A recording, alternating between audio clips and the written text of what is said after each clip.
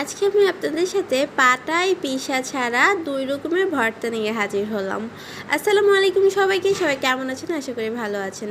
ফার্স্টে আমি বেগুনগুলোকে কেটে নিয়ে পড়েছিলাম, কারণ বেগুনের মধ্যে পোকা থাকতে পারে। তাই আমি বেগুনগুলোকে ৪ ভাগ করে পোড়াচ্ছি, সাথে রসুনও পোড়াইতেছি, আর কাঁচামরিচ, শুকনা মরিচও দিব পরবর্তীতে। তারপরে দেখুন, আমি এখানে পরিমাণ মতো পেঁয়াজ আর যে রসুনগুলো পরিয়েছি ওই রসুনগুলো নিয়ে সাথে লবণ আর শুকনো মরিচ দিয়ে ভালোভাবে চটকে নিব।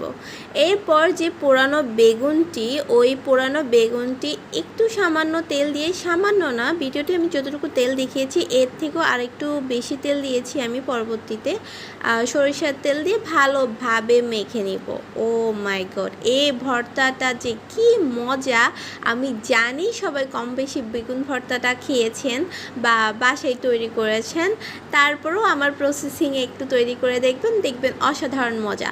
আর তার পাশের চুলে আমি ডাল সিদ্ধ দিয়েছিলাম, তার জন্য আমি কাঁচা তেলে নিচ্ছিলাম, আর ওই টালা কাঁচামরিচ আর পেঁয়াজের সাথে খুব ভালোভাবে চটকিয়ে নিচ্ছি। সামান্য একটু লবণও দিয়েছিলাম।